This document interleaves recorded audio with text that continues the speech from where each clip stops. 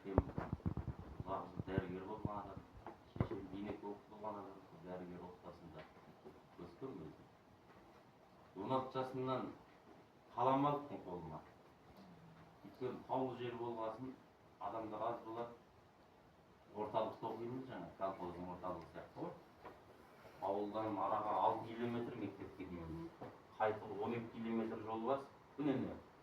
Солай оқыдым, сол жолда жалғыз жүреміз, қыста жазда. Сол жолдың бойындағы жалғыздық баса алмай 3-ші класстан бастап кітапқа деген баспен кіргенбіз, соның әсері болар. Алғаш өлеңімді 16 жасында жаздым. Содан бері осы қаламды дос келе жатырмыз. Поэзиямен бастадық. 2 кітабым шықты, ол кітаптар өзімде де жоқ. Соғанда күз жауған соқпақтан бұрын қанымдағы қасқыр иісі деген. Негізі көшпенді жыраулар Сарыны мен Махамбеттің Сарынымен жазған жақсы көремін өлеңді. Сосын уақыт өте келе прозаға қалам тартып, ол кітаптарды жиылсам мен сіздерге бәрін жеткіземін. Осы 2 поэзиялық жинақтан кейін шыққан 3-ші кітабым, прозадағы 1-ші кітабым «Қаттырмайтын қыстар».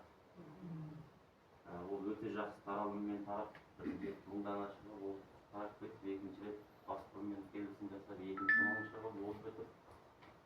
Сосын 3-ші «Қарғауыл қасқыр» деген кітап жаздым. Енді бұл жерде қазақты символ етіп алғам. Коммунистік жүйелердің қарғыбауында болдық қой мойнымыздан. Бұл жақта орыстардың, Қытайда коммунистерінің деген сияқты. Содан кейін енді ең бір ауыз толтырып айтатын мен ұзақ жылға созылған еңбегім Жошқан романы. 5 жылдық ізденістің нәтижесі. Жошқанның туған жерінен жорық кешіп өлген жеріне дейінгі жолды бірақ басып, әлемнің 12 тілінде жазылған барлық деректерді қопарып, сол еңбекпен шықты 2024.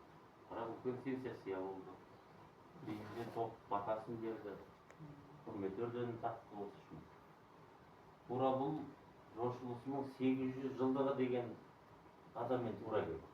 Кітаптың шығуы мен 2018-де бастаған бұған. Ол кезде Алтын Орда жошылысы туралы әңгіме жоқ болған. Бұл енді Құдайдың бір шеберлігі, соған тұспа тұс келді. Сол үшін де бұл өте көп таралған себебі сол деп ойлаймын. Бұл таралым 30 мың данадан асты. Плагиат деген бастау бар.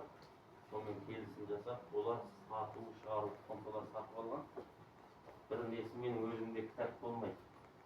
Бұл Батухан соның жалғасы. Былтыр шықты, Түркістанда халықаралық кітап жәрмеңкесінде